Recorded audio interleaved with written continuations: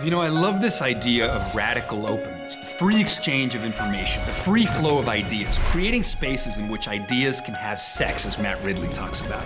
And this is huge because it turns out that ideas are just as real as the neurons they inhabit, as James Gleick tells us. You know, a new kingdom rises above the biosphere. Denizens of this kingdom are ideas, because ideas have retained some of the properties of organisms, it turns out. They leap from brain to brain. They compete for the limited resources of our attention. They have infectivity. They have spreading power. They are what Richard Dawkins calls the new replicators, born from the primordial soup of human culture.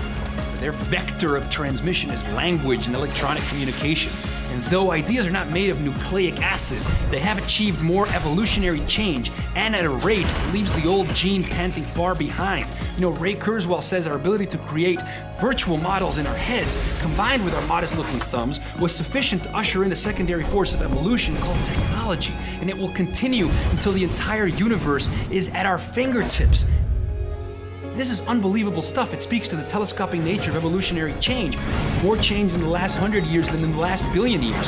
Terence McKenna actually wrote that from the moment that human beings invented language, biological evolution essentially ceased, and evolution became a cultural epigenetic phenomenon. Now, we take in matter of low organization, we put it through our mental filters, and we extrude it in the form of space shuttles and iPhones. You know, the imaginary foundation tells us that what imagination does is it allows us to conceive of delightful future possibilities, pick the most amazing one, and pull the present forward to meet it. You know, imagine how impoverished this world would have been if we hadn't invented the technology of the oil painting in time for Van Gogh, or the technology of the musical instrument in time for Beethoven and Mozart to unfurl through it, you know, with the revolutions in biotechnology, nanotechnology. The free exchange of information is allowing us to conceive of radical new things. Freeman Dyson says in the future, new generation of artists will be writing genomes with the fluency that Blake and Byron wrote verses. What is great in man, said Nietzsche, is that he is a bridge and not an end. You know, we're on a trajectory smack in the middle between the born and the made, wrote Kevin Kelly. And so radical openness, it's huge.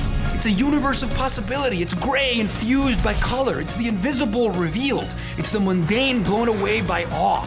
We need to cultivate radical openness as a way of participating and accelerating evolution.